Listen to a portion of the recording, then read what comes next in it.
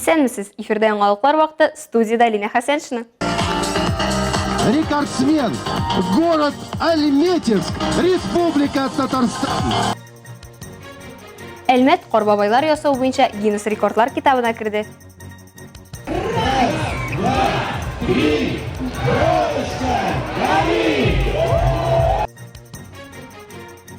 Калабызда үзәк чыршы ачылды. Какие все нарядные, все красивые. Теләкләр чыршысы хәйрия акциясына район башлыгы да кушылды. Бу һәм башка яңалыкларны мин һәм яңалыклар вакыты иҗат төркеме сөйләшәбез. Ознакайда капиталь ремонттан соң районның балалар хастаханәсен ачу тантанасы булып узды. Анда район башлыгы Марсель Шайдуллин, баш табиб Илдар Шихапов, район җитәкчеләре, ремонтка үз өлешләрен керткән оешма вәкилләре, сәламәтлек саклау өлкәсе ветераннары да катнашты. Бу хакта махсус хәбәрчебез Илмира Шәрифуллина дәвам итә.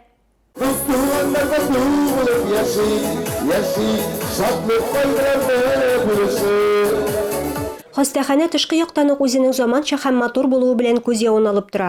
Монда бөтен уңайлыклар тудырылган. Коляскалар, чаналар кую өчен махсус урын да бар. Поликлиникага керү ишеге дә үзе ачыла. Бу кичкенә балалар белән килүчеләр өчен бик уңайлы.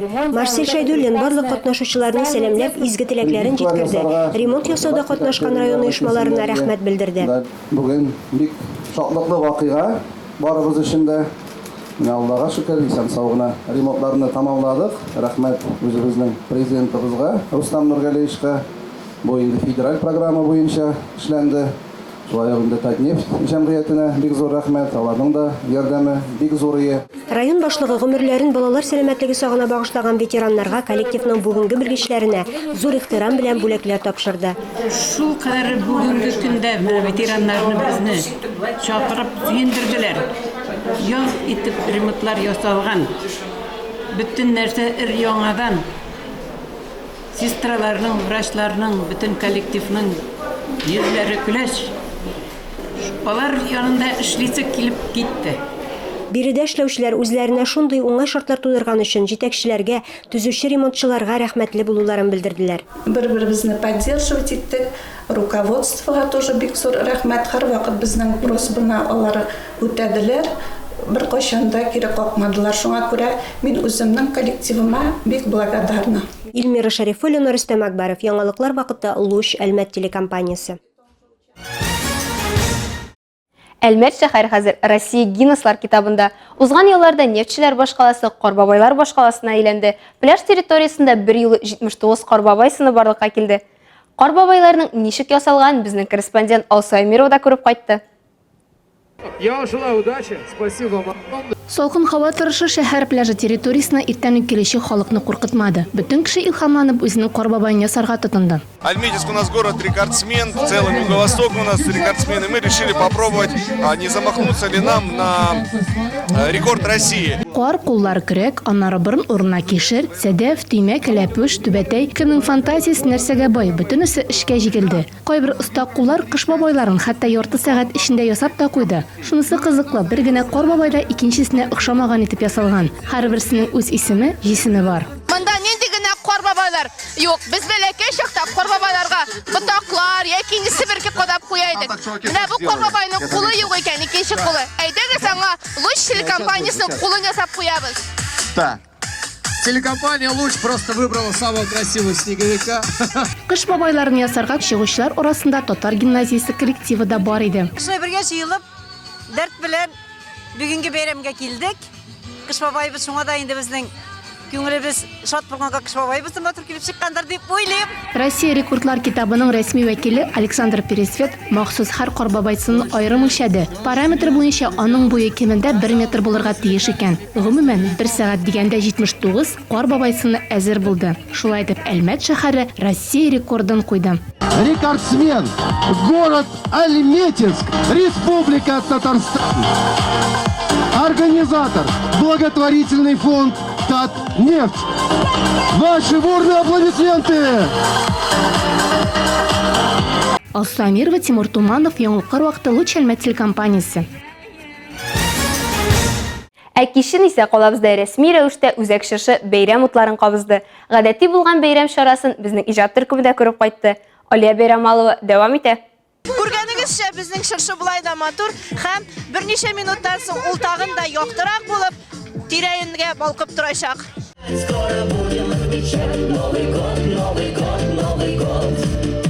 11 градусы суыкта туңмаска Санта-Клаустан күңелле флешмоб ярдәм итте. Әйлән-бәйләнең төп кунагы шыршы. Гади генә дә түгел, ә акробатлар йөри торган махсус таякларда.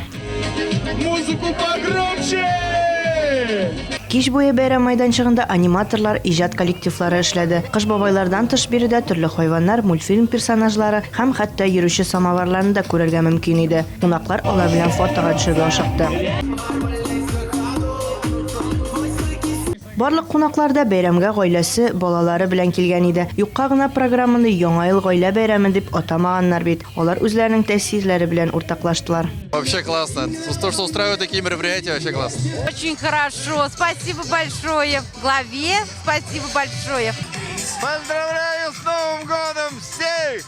Алга таба бәйрәмнең махсус кунаклары Ворожеи рус җыры театры һәм татар һәм рус эстрадасы хитларын башкаручылар Boys Band Meet төркеме тамашачыларны сөендерде һәм күңелсезләнмәскә мәҗбүр итте.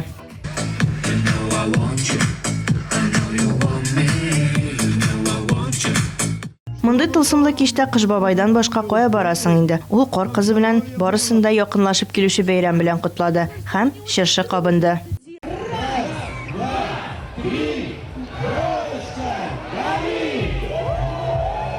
Алия Байрамалова, яңалыклар вакыты, Луч Әлмәт телекомпаниясе. 27 декабрьдән үзәк шыршы янында Кыш бабай һәм Кар кызы резиденциясе эшли башлаячак. Барлык теләүчеләр анда 9 январьга кадәр 11 сәгатьтән 19 сәгатькә кадәр бара алачак. Резиденция кунакларын күңелле атмосфера, шигырьләр, мәзәкләр, тәмтымнар һәм Яңа ел шыршысы янында төп геройлар белән фотосессия көтә. Яңа ел иң яшерен хыяллар чынга ашкан вакыт. Бөтен Россия буенча бу көннәрдә Теләкләр шыршысы хәйрия акциясе бара. Мөмкинлекләре чикләнгән балалар яки авыр хәлдәге гаилә балалары Кыш бабайга хатлар яза. Аларның хыялларын тормышка ашырырга зурлар ярдәм итә. Әлмәт шәһәре район башлыгы Тимур Нугуманов та бу чарадан читтә калмады. Теләкләр шыршысы бөтен Россиядә бар, бездә ул ай уртасыннан куелды. Башкарма комитет бинасында урнашкан шыршыда менә шундый уенчыкларда ярдәмгә һәм игътибарга лаек балаларның теләкләре һәм исемнәре язылган. Район башлыгы Тимур Нагманов Алия һәм Әмир исемле балаларның теләкләрен чынга ашырырга бара. Тимур Нагманов балалар янына Кыш бабай һәм Кар кызында ярдәп килде. Какие все нарядные, все красивые. Как зовут у нас, ребят? Әмир белән Алиянең әниләре Мария өчен бу көтелмәгән вакыйга. Менә шулай район башлыгы үзе килеп балаларга бүләкләр тапшыра дип уйламаган инде ул. Конечно, Дед Мороз не может из леса без подарков прийти. Как же так? Я целый год собирал подарки для вас. Ну-ка, подходим сюда. Так, Эмир. Ага, Алина. Ладно. Так, это тебе. Кыш бабай кулынан шу кадәр күп бүләк алып балалар өчен чын мөгъҗиза булды. Район башлыгы Тимур Нагманов гаиләгә теләкләрен дә җиткерде. Ну а сестренку беречь надо. Он красавец какая у вас. Что-то не улыбается только. А? Неожиданно для нас. Не то, что заказывала, что ли? Или это? То? Ну все, тогда улыбаться надо. Дед Мороз испугалась. Ну давайте, с наступающим Новым годом вас. Рәсем ясарга яратучы Алиягә Кыш бабай махсус планшет бүләк итсә, абыйсы Әмир заманча колонкалы булды. Нравится, кызым? Бик зур рәхмәт, балаларга бик ошады. Алса Әмирова, Рафаэль Сафин, яңалыклар вакыты Луч Әлмәт телекомпаниясе. Яңа елны көткәндә күп кенә коллективларда күркәм гадәт яшәп килә. Ул да булса узып баручысына нәтиҗә чыгару. Бигрәк тә әлеге нәтиҗә мактанырлык булганда күңелле. Сарман районы Иске Мизәләбаш авылы мәдәният йортында да узып баручы ел вакыйгаларга бай булган. Аларны безнең иҗат төркеме дә белеп кайтты. Рәдифә Нугманова дәвам итә. Мизәләбаш авылында талантлы кешеләр бик хисап һәм аларның күпчелеге белән без авыл мәдәният йортында узган концертта таныша алдык. Язучы фантаст Адлер Тимиргалин Татарстанның атказанган артисты Илтүзәр Мөхәммәтгалиевның туган авылы булган Иске Мизәләбаш авылы аеруча да җыр-моңга гашык кешеләре белән шаккатырды. Ел дәвамында башкарылган эшкә нәтиҗә ясау максатыннан авыл мәдәният йортындагы Сүнмәс ялкын фольклор коллективы, Әүлия моңнары таләнчылар ансамбле бергәләп җыелып концертларны шулай еш оештыралар. Гадәттә зал тулы тамашачылар алдында, тик пандемия шартларында бу юлы концерт онлайн режимда узды.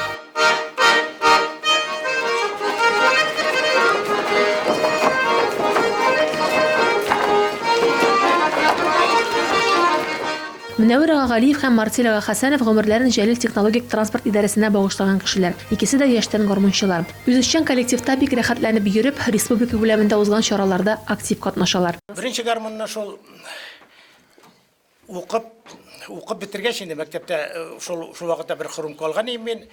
Бик уйнарга туры килмәде, армиягә китәргә туры килде. Армиядан кайткач инде әдрәк менә шулай теге буш ятмас өчен эштән соң ял көннәре менә шулай очрашып, шакырган җиргә менә шулай кызлар шакырадыр, я менә шунда концертка киләләр, Марчел абый бер нәрсә булса да чыгыш ясал дип.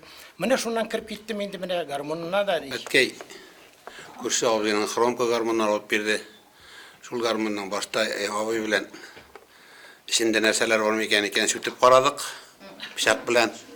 Синдә нинди тавыш чыга микән кайын шуннан соң әкренләп китте инде.